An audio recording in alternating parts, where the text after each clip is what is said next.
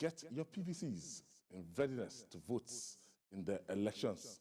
Today on the program, Nigerians' inflation rate rises for 9th consecutive month, worsens to 21.09% as Finance Minister insists that federal government will end fuel subsidy by June 2023.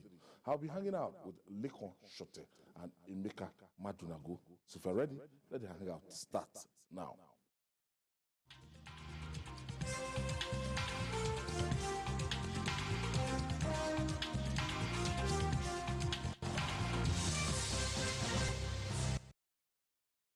Thank you for staying with us. Like battle-tested combatants and members of the Academic Staff Union of Universities, ASUU, never run away from fights. The brewing crisis between the union and the federal government is another example of such battles. Lecturers at the University of Lagos, UNILAG, protested against what they described as casualization of academics in the country through payment of half salary by the present administration. The ASUU members were joined by other labor unions, activists in the university, a civil society organization, the Education Rights Campaign, and some students who expressed regret that the federal government does not value education and the future of Nigerian students. Let's share the story by TVC News Ademola Lawrence with you.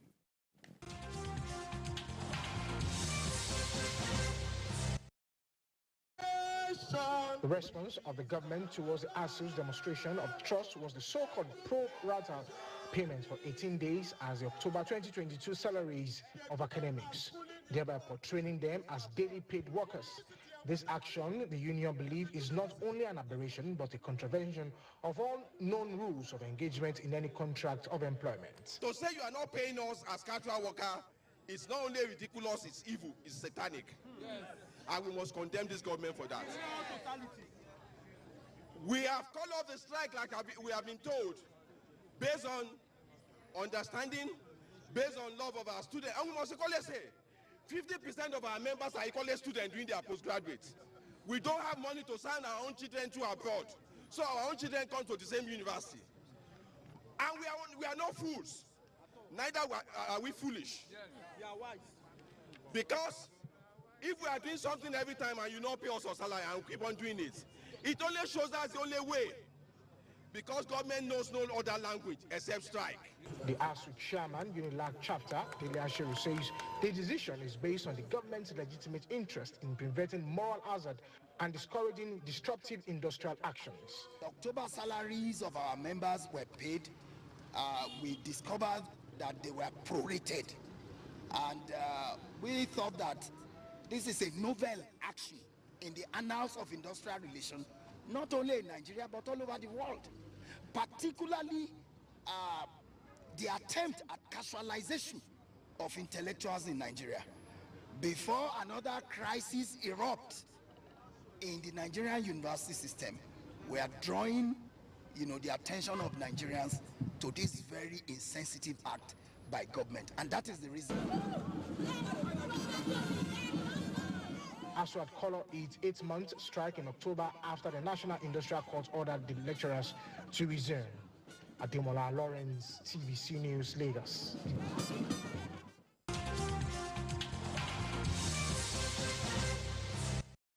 ASUU UNILAG chapter, Emeka, they are saying that government has turned them to casual workers, which is very unfortunate.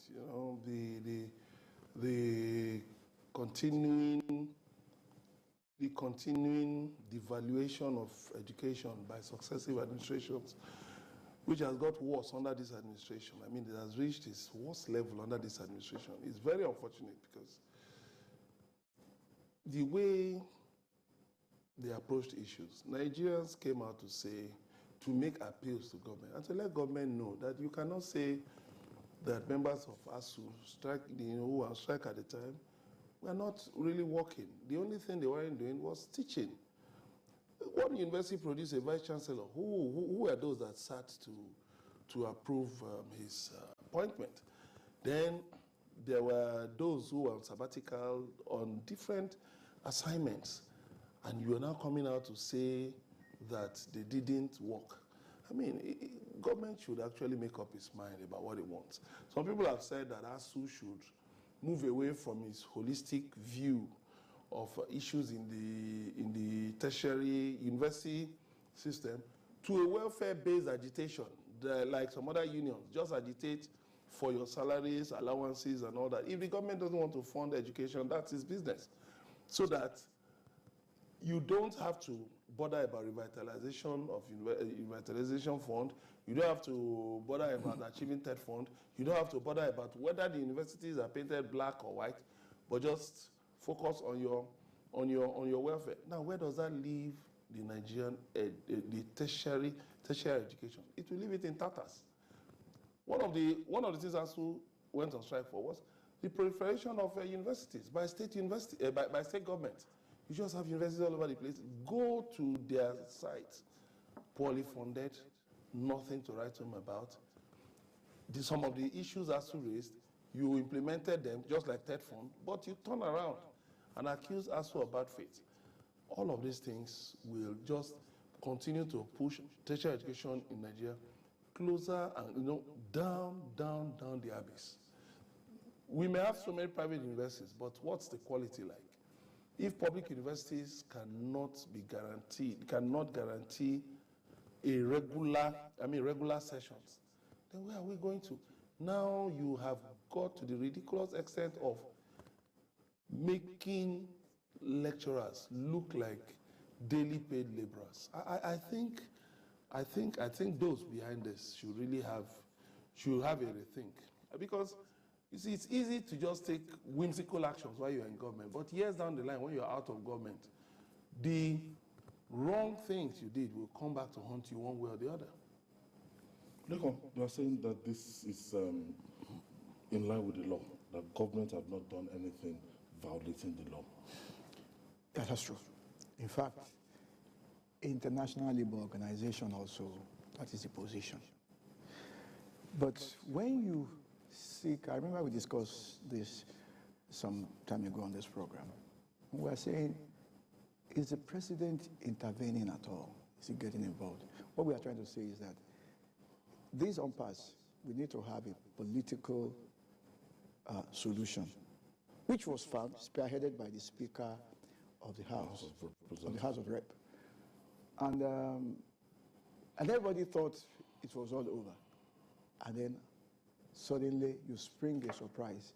This is administration by ambush. You didn't discuss that look, when you resume, we are paying you half of your salary. Then they resumed, you pushed them ahead. They resumed. I've seen the timetable.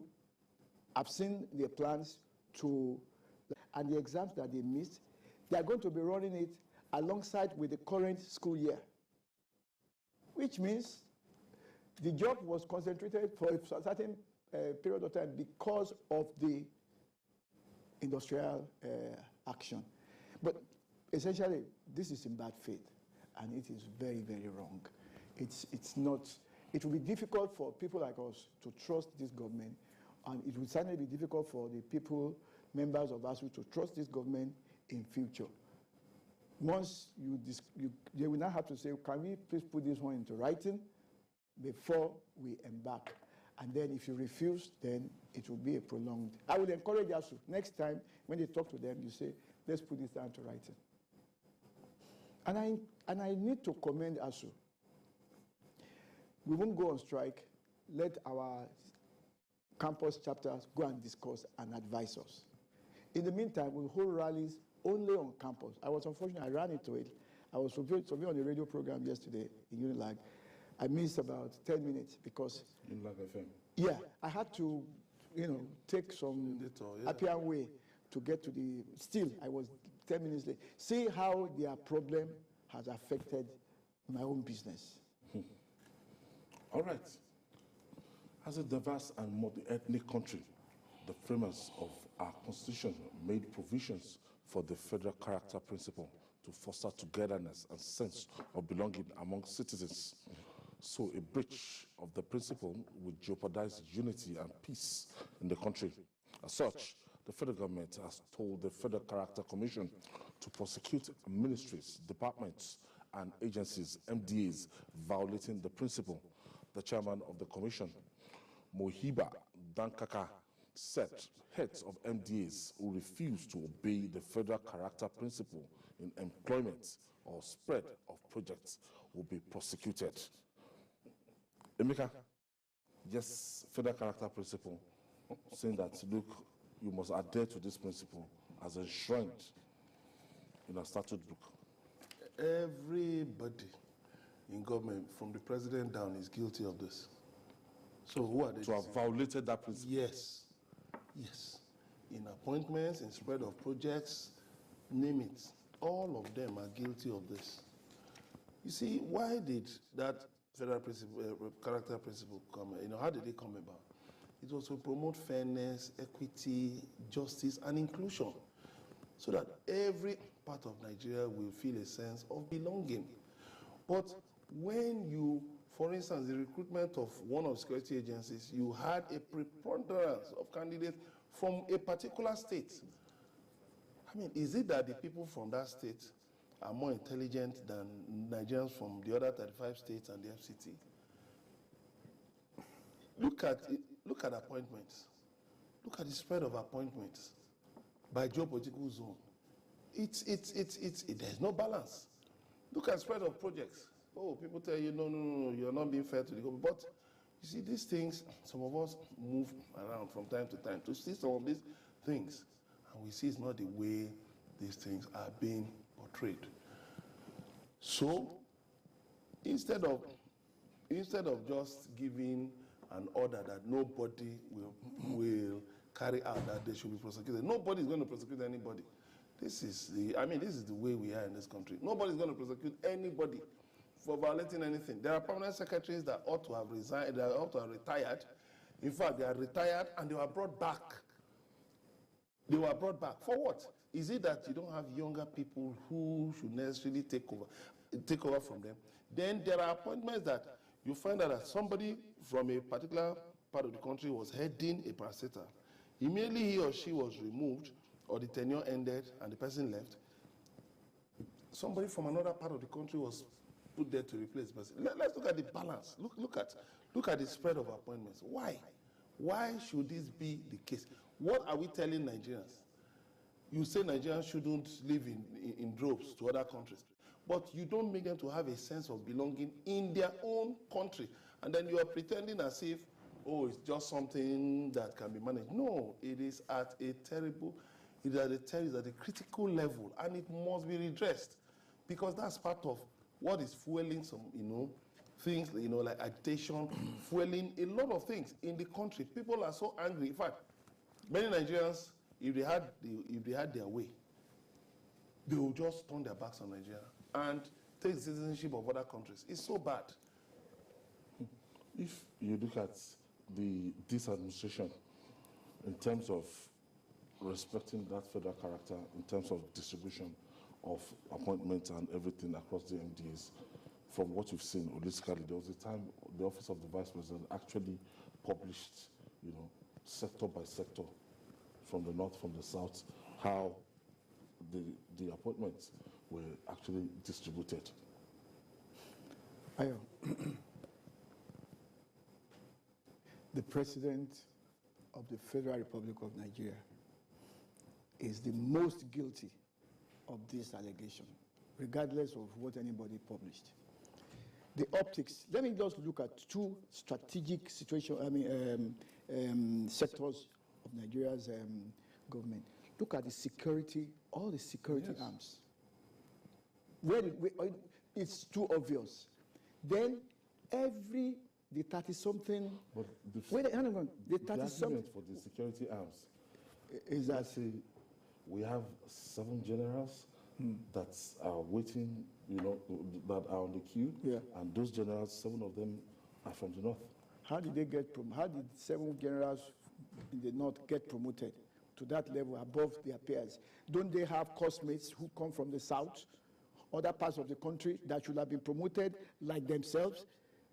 Is it that they have such extra talent for security jobs that they now got promoted and they are colleagues. They have classmates. Do you understand? So that takes care of that. Then government-owned agencies that generate revenues. Most of their leaders, heads, are from a certain part of the country. So I repeat, the president is the most guilty. So this Muhiba Dankaka should be speaking openly and directly to the president who appointed her to that position. But this Dankaka is either a mischievous person or a totally ignorant person. Section 14 of Nigeria, this chapter 2 of the Nigerian Constitution, which is the objective principle of state policy. Do you understand? Section 14 is within that chapter 2. And that is where it says that you must have section 14, I believe, says you should have federal character in appointing officers as well as in citing projects. Ayo, Emeka, do you know that section 6.6 of the Constitution says, it's an ouster clause, that says that you cannot prosecute the government for failing to implement the provisions inside chapter 2. So this person is either a mischievous person or is a totally ignorant person to come and be telling us what cannot work. You can, he says you will prosecute. Who is she going to prosecute? Who? How? Which court? The Constitution says you cannot prosecute any government or government official that fails to carry out anything under the chapter 2 of the Constitution. And then this person comes and is fooling who? Who is she fooling? These people should just be more careful. This person is a result of this one-sided appointment. This person, I'm not sure this person is really qualified for this job. For her or whoever this person is, not to have known that she should not make this kind of statement in the public domain. Lawyers who are listening to me will go and check chapter 6 and chapter 14 of the Constitution. It says that whatever this woman is saying is already been pushed out by the outer clause in section 6 of the Constitution. So this is a mischievous person. Are you saying that we don't have sanctions or punishment? That's what I'm saying. That's what I'm saying. There's no sanction. That's what I'm saying. I'm saying it clearly. I mean, listen, section 14 of the Constitution is within chapter 2 of the Constitution. And section 6 says that the laws cannot compel government to carry out anything in chapter 2. That is sections 13 to section 24 of the Constitution. Those are the things there. Emeka, how can we balance this up? How can we bring this trust? How can we make sure that we carry everybody along? Because never before have we been this divided as a nation. You see, the point is this. Those in government should stop regarding government as if it is exclusive of the people. The federal government, I was calling somebody some days ago, the federal government is the largest employer of labor in Nigeria. So what it means is that every part of the country is clamoring for federal presence. If you establish a federal institution anywhere, you can be guaranteed that you're employing at least 100 people. And you have a multiplier effect. You get people employed.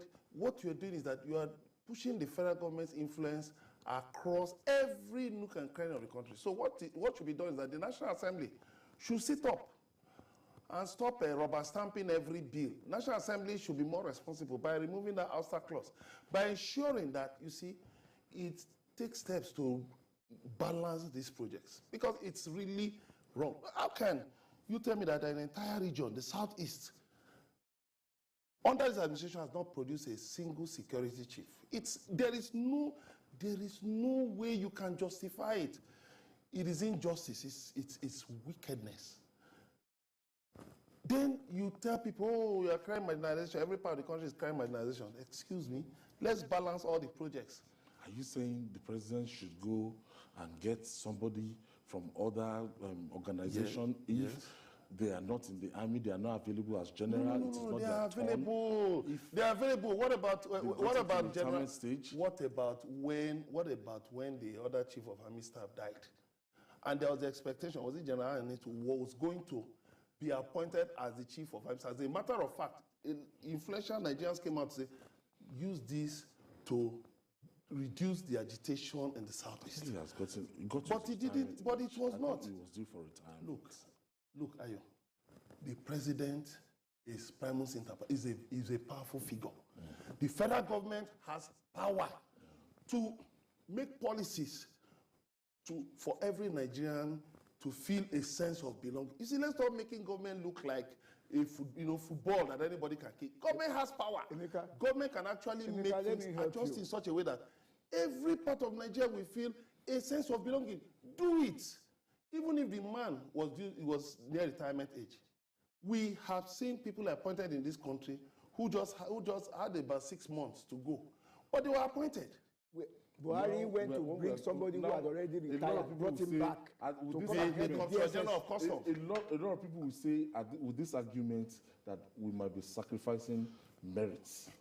The people that are there, what quality of service are they? If there was merit, why are bandits? Okay, look at NNPC. Is that the way you run an NNPC? Where you put people there, people who are least qualified, you put them in strategic positions to people who are least prepared for the assignment you give to them, because their kinsman is the president of this country. He appoints them, puts them there, and begins to come with one genuine story about people and there are not enough generals for. What does that mean? Somebody was fooling around. The acting president asked him to go. The president came. The person who took over, appointed by the acting president, asked him, pushed him aside, went to look for somebody who had gone, brought him up. And you are saying people who say, haven't we had Chief Justice of Lagos State who served for 3 months? Because it was her time. Yes. Okay. Mohammed Kabir is calling us from Plateau Jos. Good evening, journalist Hangout. Yes, thank you for hanging out with us. Thank you. This is the first time I'm calling this station. Oh, welcome. I've been following you for quite some time. I want to keep into the ongoing discussion. Okay, please do that. Emeka has been my editor. I've been following him too. But I want to slightly disagree with the opinion. I am a strong member, I'm a strong advocate of the unity of this country. But I want to remind Emeka that if he's talking about the contact spread, let him check from the spread from region to region. That's one. Another one is let him tell Nigerians sincerely, I'm not supporting what the present government is doing. But if we are analyzing issues like that, let us be analytical and with fairness, with all sense of fairness. When Obasanjo retired, the people, the likes of Bro Mara and co, don't they have orders from the southwest or south or any part of the country? It's a problem of our country. Most of us have this belief. Some people started this issue. Something started somewhere. Similar of this nature started. Obasanjo was the first person to start planting all this ugly situation. If you check, when he came, there are a lot of Mohammed. Who are that? Thank you, Mohammed. Our time is spent. We'll take this break. It's journalist and guys. When we return, we'll talk more. Please don't go away. Stay with us.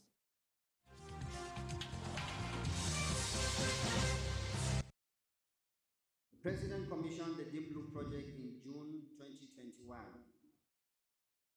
And we are proud today to inform Nigeria and indeed the world that since the commissioning took place, there hasn't been a single reported case of piracy in Nigeria's exclusive economic zone.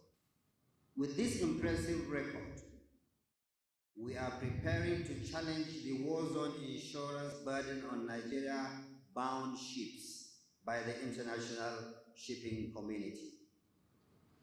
Now, the Deep Blue project has air assets made up of 2 special mission aircrafts for surveillance of the exclusive economic zone. It has 3 special mission helicopters for search and rescue, and also has 4 unmanned aerial vehicles. This message is brought to you from the Federal Ministry of Information and Culture. Good afternoon, sir. Please, I need a room to rent in your house. Okay, where do you work? I'm a nurse. That means you won't owe me rent. Congratulations, young lady. You have yourself a house. Well, thank you so much, sir. So, how much is the rent? 90,000 naira. Oh, but wait, where are you from? I am from Akamata. Akamata what? Akamata in my house? If you know how you got into my house, please get out right away. My spirit and that of Akamata people don't have anything to do together. Sir, what have I done? Your people from Akamata are known for bad things. That is what they represent, and you can't live in my house. Just get out right away. What's going on? Leave my house, young lady. Yes, our differences extend to our languages, culture, food, and even belief. But we are bound together by the cord of love. With one heart, with one voice, we will make Nigeria a hub of greatness, a place where the people live as one. This message is brought to you from the Center for Democracy and Development, CDD, with support from the UK government. Showing up in style inspires great confidence. IVM G5T appeals to class.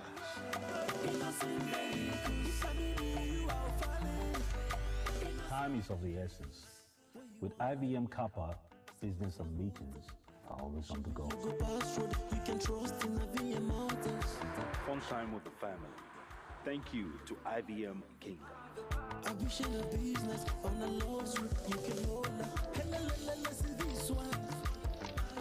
IVM Karis always stealing the show. Isn't she beautiful? Influence defines a great leader. IVM Seriki is Africa's commute king. Strong, reliable, and durable. With the concept of regionalization, Innocent Vehicle is committed to satisfying its customers with producing their everyday dream cars. IVM, pride of African road.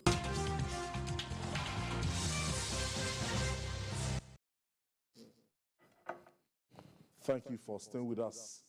As opposing camps continue to struggle for the soul of the yet to take off Nigeria Air, it is an indication that all is not well with the aviation sector in the country. The federal government, the Federal High Court sitting in Lagos, has issued an order of interim injunction restraining the federal government from executing the proposed establishment of the national carrier, Nigeria Air. But the federal government, through the Minister of Aviation, Hadi Serika, declared that no law in Nigeria could stop the national carrier projects. Also, the domestic airlines alleged that the sale of shares of the proposed airline violated the Companies and Allied Matters Act, as well as that of the Security and Exchange Commission, SEC, Issue 1, swearing prices. Now, gentlemen, Nigeria Air, Lekon. Yeah. It was meant to, Ethiopia Airline was meant to come in and then provide us the fleet and we start rolling. And what is wrong with this idea? Well, what I've been thinking is we're just looking at, shall I call it reverse nationalism? You are incompetent. Your government is incompetent to run there was a time Nigeria Airways was about more than 20 aircrafts used to fly outside the country and all that. All of a sudden, everything went down. And then every effort to get it back failed. You then had an arrangement with Virgin Atlantic. It took off, then it went down again. You remember the women Minister for Aviation under Obasanjo? Ezekiel Machikwe. Yes. She did everything she could. At the end of the day, everything failed. Now, somebody came with this idea. Let's look for a tanker partner. who will also have 49%. The federal government will have 5% to provide, shall we say, diplomatic cover for this airline. And then the other 46% will go to certain categories of investors, domestic investors. Some people say that, well, shall we say, the agent that is being used to put this package together, that the Minister of Aviation has shares in that organization, which I thought all you need to do is go to the CAC and publish what you have there. If that is true, let's see it. Nobody is talking. There's a bit of, you see, some of our airlines have tried to do, domestic airlines have tried to do international flights, and they don't seem to be doing it competently. But I'm concerned that, what's his name, Air Peace, seems to stand out and seems to be able to do things. Why is Air Peace not one of the investors in Nigeria Air? I'm just asking, I'm just curious. Because if all the 49% of the money goes out, how about our local, can't we have some kind of arrangement such that Nigerian airlines can have some say in that Nigeria Air? I am concerned about that.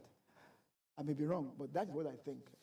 You know, I think that we need to deliberately get our people into that business, one way or the other. Another school of thoughts, some people are saying that as it is now, AMCON, that AMCON is running ARIC. AMCON is running Aero Contractor. Yes. That why can't one of these companies be adopted and the investment should come into the company and turn it around and make it a national carrier? Yeah, it's part of what we keep talking about. Personal interest overriding the national interest. The Minister of Aviation has been accused of having personal interest in this Air Nigeria, Ethiopia Airlines. We can't substantiate that. No, he has been accused. In his response, he didn't address the accusation. He didn't answer that question. He didn't answer the question. Rather, he said no court. Because I wonder if he has become the Attorney General of the Federation to interpret court orders. I mean, he's not even the Attorney General of the Federation cannot even interpret court orders because the court orders are made to be so clear. If you have anything against it, you go on appeal. So now, we recently had issues of repatriation of ticket sales by foreign airlines. Yes, almost 500. But the unfortunate thing with us is that we major in the minor. We have a major problem like that. Instead of us to look for ways to avoid such by engaging domestic carriers so that the money remains within Nigeria. The money employs Nigerians, as many Nigerians as possible. What are we doing? We are looking for Ethiopian Air that will still now have the same issue of repatriating ticket sales. Whereas you have capable airlines under the Airline Operators of Nigeria, AON, saying, give us this thing to run. If it's a national carrier, let all of us be a part of it, and then throw the shares open to Nigerians. Let Nigerians buy into it. It's things like this that foster national unity. It's things like this that make Nigerians have a sense of belonging. Because if I put my money into it, even if it's 10,000 naira, somebody puts 100,000, there is that sense of patriotism that I'm helping to develop the Nigerian economy. But where you just find the easy route by going to look for a foreign airline, yes, with all due respect to Ethiopian Airlines, yes, they've shown that they are a serious business organization, they are successful. But beyond just picking just any airline is the fact that we want to do things that will build the economy, that will strengthen the naira, that will strengthen the local economy, that will reduce the repatriation of resources from Nigeria to foreign countries, that will also stop the depletion of our foreign reserves. These are issues we keep talking about, but government officials continue to sail in those stormy waters. So the minister should just apply the brakes, because in saying that no law can stop the formation of the company, he's actually I think it was just playing around, because what is he talking about? There have been court cases that stopped, there have been court judgment that stopped the formation of companies. Would you, for instance, go to CAC and form a company that will operate against the interests of Nigeria and say, well, no law can stop the formation of a company? I think government officials, people who are in the office of ministers, should be careful the kind of utterances they make. We must grow this economy. We must take deliberate steps to make this economy, to expand this economy. And so those things that deplete our foreign reserves, we should avoid them. Unless they are inevitable, fine. But if there are capable alternatives, like you have Air Peace, very capable, you have Ibom Air, you have all of them that have shown capacity, that have shown seriousness in terms of being able to reach different parts of the country. When you look at their flight schedules, you see certain cities that you be wondering, okay, so there are flight connections to these places. On the wings of such thing, of the operations of these companies, also the issue of tourism. These companies will also take people, foreigners, take Nigerians to the far reaches of the country, and then money will follow them. Let's do more things that will attract foreign exchange instead of opening the door for foreign exchange to keep flying out. What is wrong with this model that we're about to adopt? Ayo, okay, maybe I need to be more explicit now. 100% shareholding. 49% is dedicated to a foreign airline, meaning theoretically 49% of this thing is going out of this country. Now, the remaining 51%, government has 5%. Just 5? Yeah, the remaining 46% goes to players, individuals, that are not quite airline operators, who can stand up to Ethiopian Airline when they are the technical personnel, who can say, you are a pilot, I'm a pilot. What are you talking about? For example, you want to bring your CEO, Ethiopian, Director of Finance, Ethiopian, Director of Operations, Ethiopian. What is left for Nigeria? That is it. Who is competent of all the other? Why should we trust Ethiopia and think that they will not try to fool us? Who is competent of all the other, all those who own the 51%? Do you understand? Who will be on the board? What will they be discussing with Ethiopia Airlines that has its, if you like, monopoly of wisdom in this business? We need to find a way, just as some foreign had a textile factory in this country. A lot of Nigerians were put there to work with them. It was a 50-50 business. They sat there, they were watching. When they, after 10 years, the foreign partners left, the Nigerians who are running the company were competent because they had a front view row seat of what was happening in that company. Okay, we have Richard from Makurdi. Thank you for joining us, Richard. Oh, we lost Richard. You know, so we need to bring ourselves into the place of what is happening, where the action is. Somebody is going to take a decision that affects you, and then you go away. You need to be there in that room to see what is happening. There has to be somebody who is competent, who can monitor what is going on, so that however competent the Ethiopians may be, so that they do not fool us. They do not fleece us. How will you trust them 100% to handle the finance, the operations, the CEO, the repairs? Everything will be coming from Ethiopia. Please. The D checks, the C checks. Now you are talking. Yes. All right. And finally, soaring prices of food and other essential goods are dangerous to the economy as they could trigger inflation. The National Bureau of Statistics, NBS, said Nigeria's inflation rate rose for the 9th consecutive month, from 20.77% in September to 21.09% in October. The NBS blamed the rising inflation rates on importation and high energy costs, surging food prices, among others. Meanwhile, the federal government has maintained that it will stop subsidy on petrol by June 2023. According to the Minister of Finance, Budget and National Planning, Zainab Ahmed, the fuel subsidy removal is part of the federal government's medium-term plan on the budget. Emeka, Ghana is doing 40-something right now. It's, as in inflation rates. It's not peculiar to Nigeria alone, but we'd like to talk about Nigeria and our situation. As at the time this rate was single digits, it jumped to 10 point something, from 12, keeps surging. We were able to stabilize it for a long time to 15 point something. But right now, at 21, it's almost unimaginable that something you can get for 5, 10 naira before. You can't get it. I wonder how much they say the sachet water now. Yeah, we should not even even dream of getting close to 49%. Ghana, that would be disastrous. That would be disastrous. Yeah.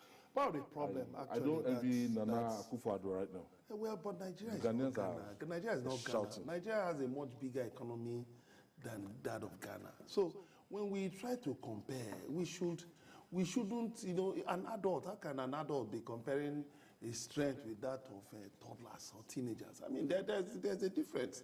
There's a whole lot of difference.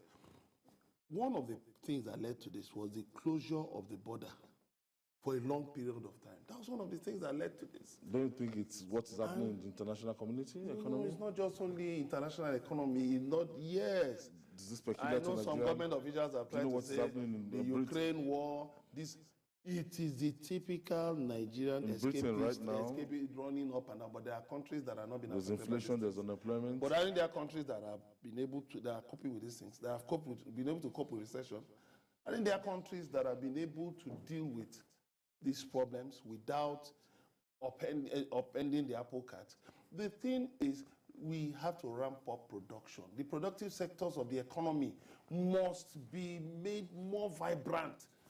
A lot of, Nigerians are unemployed. A lot of Nigerians cannot feed, cannot take care of basic needs, and you are blaming Ukraine war, but people are feeding you in Ukraine. Are people starving to death in Ukraine? Are people starving to death in the UK?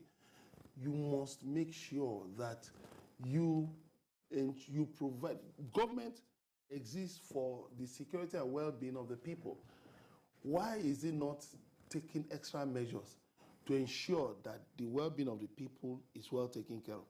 Now you're talking of removing fuel subsidy, but at the same time, the MD of NNPC is also talking of price control.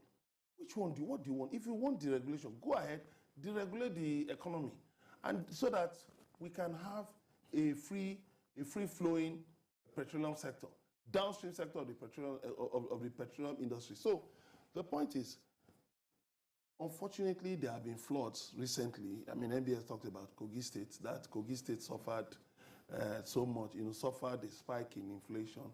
Yes, unfortunately, a number of states were hit by flooding and all of that. But we need to develop a template of recovering as quickly as possible from disasters. Instead of just sitting in a corner, engaging in a pity party and just lamenting. Let us engage in quicker recovery from national calamities so that, for instance, why are the reserves, the food reserves, I understand they're empty. Why are they empty? How do you save Nigerians from starving to death? Lekon Shotel, how did you get to 21.09%? Very easy. So, yes, I talked about Ukraine war. We then confirms to you that we have imported inflation. Nigeria's economy is an import-oriented economy. So you will naturally import the inflation of the countries from where you are importing. Nigeria's most strategic consumer products, petroleum products, food, even building materials are imported. So whatever inflation that those people already have, you are having here. Now, let's look at it this way. Imagine that our refineries are working. Please don't tell me that we are paying for petroleum products with crude oil. Don't tell me that one. I don't want to, don't give me that argument. Now, imagine that we were able to produce all the petroleum products that we needed locally. What it will mean is that we will no longer need foreign exchange to import petroleum products. Do you understand? And that means that the pressure on our naira is not going to be as high as it is now. Because as we are talking here now, they are looking for money to pay for petroleum products. The next import, the batch that is coming, the next food stock that is coming, people are looking for. And Christmas are as we are talking right now. So our most strategic consumer, please note, strategic consumer products, food, petroleum products, your building materials, all those things are imported. I imagine that what all of us are wearing here, I don't know if your phone was done in Nigeria, practically everything comes from these places. So we are having, apart from importing their inflation, we have another inflation coming from foreign exchange depreciation of the naira. Because you have to, it's only America that print, if America needs dollar, they will just print it because it's their money. If you need it, you have to go and buy it. So you have to look for money to buy it. And you know the simple, basic principle of economics is say when demand is higher than supply, that's the problem we're having. It even goes into the fact that we have inadequate infrastructure and therefore inadequate productive capacity. And that gives you right there scarcity of every form of goods that we need. Ayo, I want to ask you, who is running this economy? Is it the president? Is it the vice president? Is it the minister of information? I mean, what is her name? Is it the governor of central bank? Is it the minister of trade and investment? Who is running this economy? Can you identify the person who is running this economy? I don't know. We have a team. Which team? Who is heading working team? With Mr. President. Mr. President. Who are those people in that team? What policies are they coming with? When you have a confused governor of central bank, his job is inflation, exchange rate, interest rate. Those are the three jobs he has to do. He keeps doing anchor borrowers. Is that his job? Is that what he's supposed to be doing? Because the Minister of Finance, who is also in charge of budget, and budget is the only thing that woman does. She doesn't do any national planning. National plan at all. She doesn't know about finance. Budget, yes, she does by budget. Every year we see the budget, which is not working anyway. So who is running this economy? So rather than be pushing, diverting, giving us diversionary tactics and diverting our attention to other things, we need to talk to people who are running this economy. Run this economy well. Don't stop talking about subsidy. Don't even discuss subsidy with me. Let's first, then 500,000 barrels of fuel is stolen every day. Nobody is addressing that. Nobody is telling Mr. President to address that. That is foreign exchange that we should get. And then that reduces the pressure on the naira. Nobody is paying attention to that. We spoke about it. I was here about 2 or 3 weeks ago. We discussed what has happened after that. Nothing. Nothing. What steps have they told us that, okay, apart from the broad Tompolo, then everything fizzled out again? What is going on? These are low-hanging fruits. Produce petroleum products in Nigeria to start with. Ensure that your local refineries are working. Then that doesn't even say that the price will be lower. I'm not even, because crude oil price is availability. But at least let it be there, and then you do not need. Sorry, Ayo, I hope we can add another 5 more minutes to this thing. We can't. Well, I have to pay my bills. It's getting hotter in the studio. I'd like to thank you, Lekman Shota, for your contribution, and Iche Mika Madunagu. Thank you for your contribution today. Yes. And that's our offering today. Join us tomorrow for another episode of the program. You can watch the repeat broadcast tonight at 11 p.m. And join us every Sunday for Journalist Hangout on Sunday. And our satellite stations between 1:30 to 3:30 p.m. We're on YouTube, youtube.com/TVC News Nigeria. I'm Ayodele Ozubaku. Bye for now, and God bless you.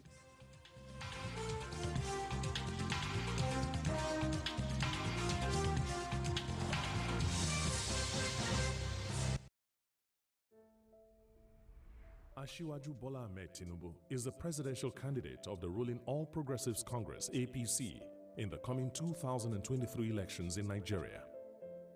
With a solid background in corporate accounting, consultancy, pro-democracy activism, political career and achievements as a two-term governor of Lagos State, and his role as a national leader